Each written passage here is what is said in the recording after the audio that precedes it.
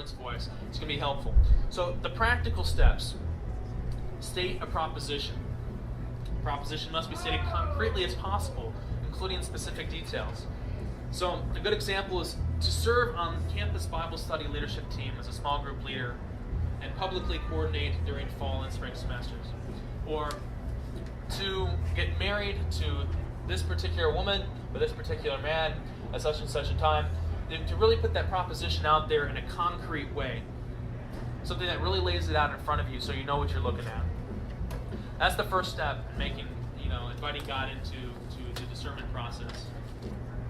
Next thing is to use your intellect to list the advantages and disadvantages of this. And just write them down. Don't be discerning at this point. Just list them all. This is like a brainstorming session. If you guys have ever done that before, you just list everything, no matter how ridiculous it sounds. And you write it all down. So you make a list of advantages, disadvantages, the reasons that bear upon your thinking. Why?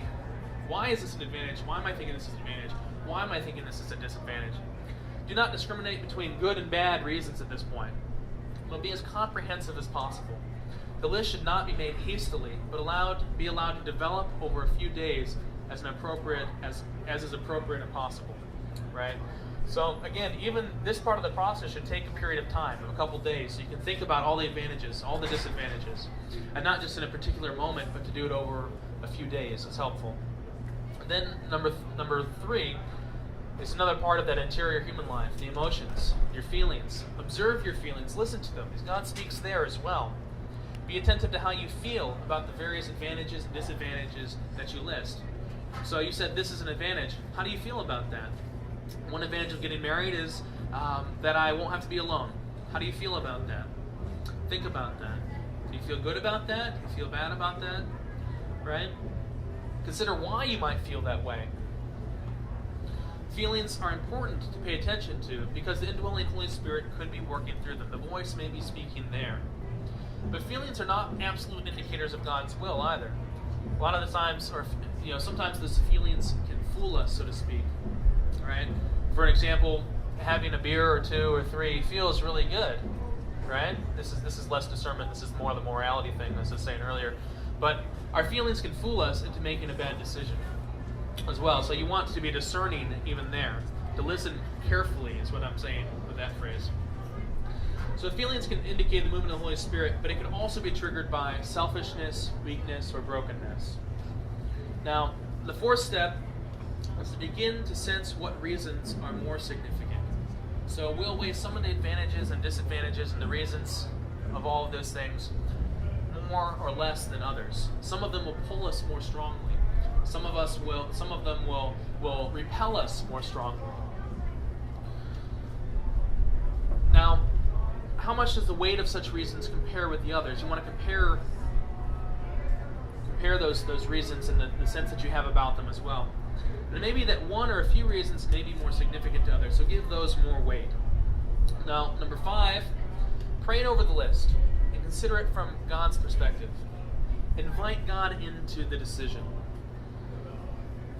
When you're praying, what impressions strike you when the reasons are considered within the context of your relationship with God? How does this decision affect my relationship with God? That's something to consider. You might imagine yourself speaking with Jesus on the various advantages and disadvantages of the list. How does he respond?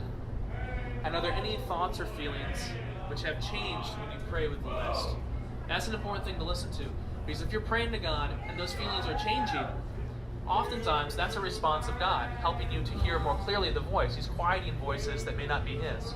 So you can hear the things that remain afterwards. You can be more certain that they're coming from God. Right? So I also encourage you with imagine yourself speaking with Jesus. Another important thing is to imagine yourself actually making the decision. Right? To place yourself in the situation of, my case, if I become married, what would that be like? If I become a priest, what would that look like? To put myself in that imagination. Invite that to be a part of your prayer as well, and invite God into that imaginary moment.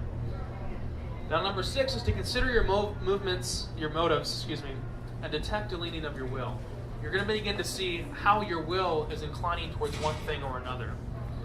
Now, when you pull it all together, you've thought about the advantages, the disadvantage of your proposition, observed your feelings about them, and prayed with them. You've already taken all these human interior moments and kind of started to link them together, and now all that's coming to bear on your will. Now, consider the sources of the motives. Why is your will inclining this way or that way? And is there anything coming from selfishness or fear? How do you feel God is motivating you? And although your motives may or may not be 100% pure, consider the possibility that God is drawing you in one direction or another. Consider how the Holy Spirit may or may not be inclining your will. And after being in this discernment process for a few days, if it's a smaller decision, maybe months or years in some of the larger decisions, you'll notice an inclining or leaning of your will toward one thing or another. So after you've had this consistently in peace through prayer for a period of time, make a tentative decision. This is the number 7 step. And live with that tentative decision for a period of time as well.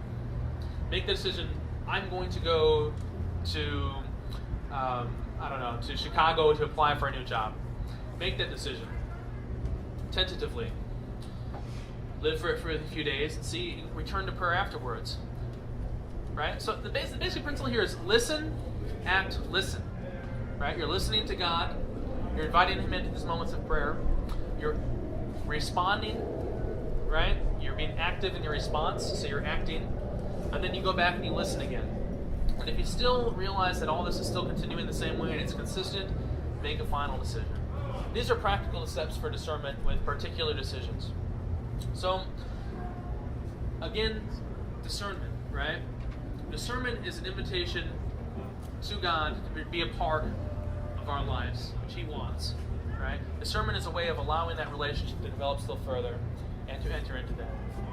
So, I just thank you for your time, and I appreciate your attention.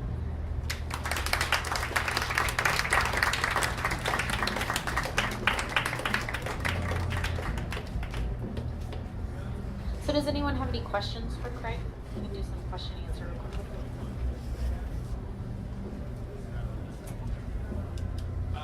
Based on what you know about the Ignatian spirituality and discernment and such, I don't necessarily disagree, like the point in one of the considerations being not making a decision while you're in a period of spiritual desolation. But I just happen to know for me personally, one of the biggest decisions I made once in leaving I went to serve on a volunteer ministry thing for a year, and it wasn't like I was like right out of college or right out of high school. It was actually, I'd been at a full-time job for 7 years at a really good firm, had really good connections at home, but it was one of those where I was actually at a very low point. There's still a lot of sin in my life. How do you know?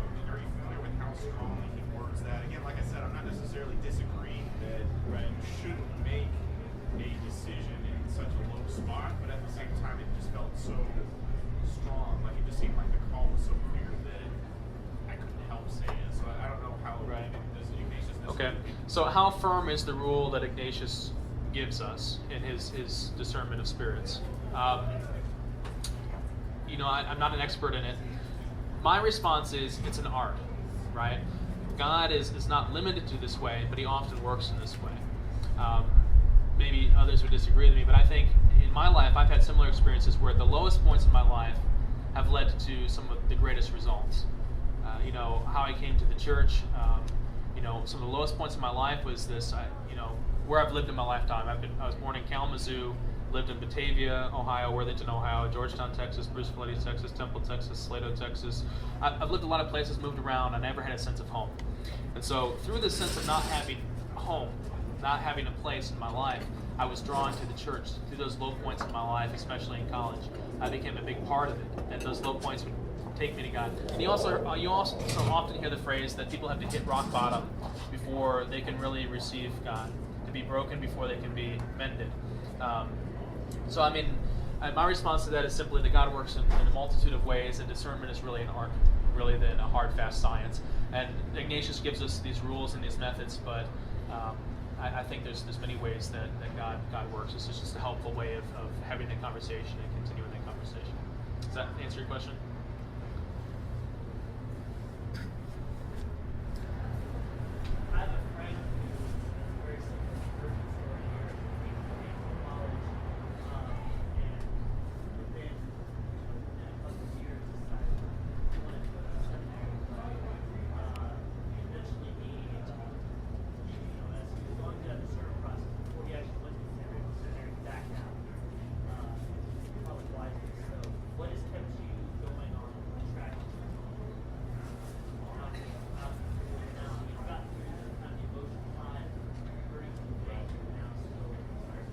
That's a very good question. One thing that sometimes people get confused about with seminary is that they think that discernment happens before you enter seminary. Discernment continues once you get to seminary. Every year, I do a self-evaluation. I receive a written formator evaluation. I get peer evaluations. Before you enter seminary, you get psychological evaluations, physical evaluations, and every year you get voted on whether or not you come back again. But you also make the individual decision of whether or not to come back to seminary. And so every year, up until, actually this was kind of decision year for me. This is my final moments of discernment, so to speak, before I say yes, and the church says yes to me being ordained. So even at this moment, I'm still discerning.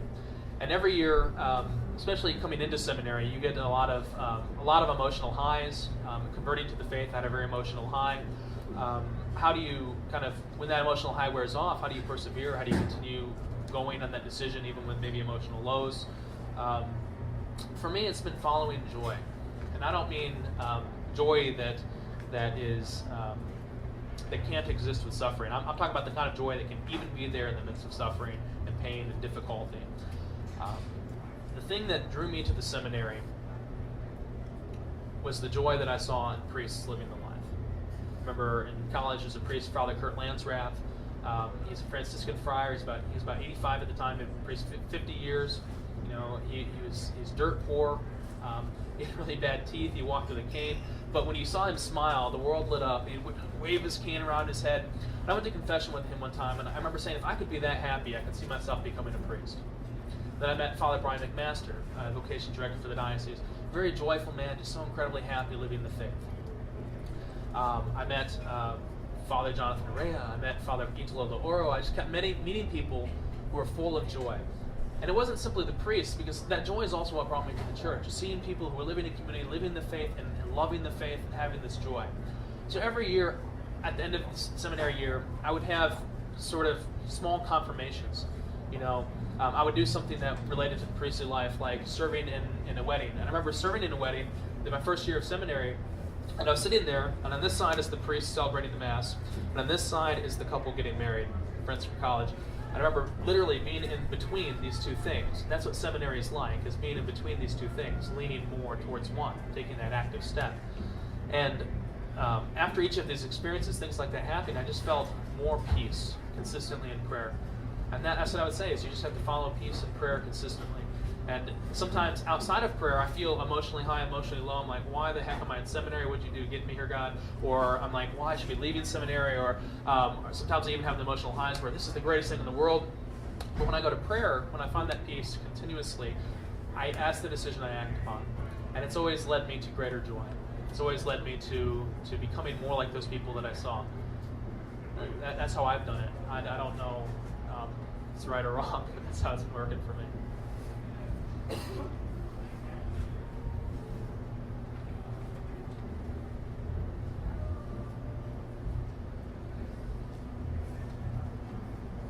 You can clap now. Thank you. Nice. All right. Thank you so much, Craig, for coming out tonight. Well, I just got a couple announcements. Our next Theology on Tap is going to be Thursday, December 1st at Nueve Leon with Chris Sperling, who's going to be speaking about communication and conflict resolution. Ooh, very exciting. And then to start our year 2012 off, we'll be meeting January 4th with Father Alberto from St. Mary's in Lockhart, who will be speaking on Mary and her discernment.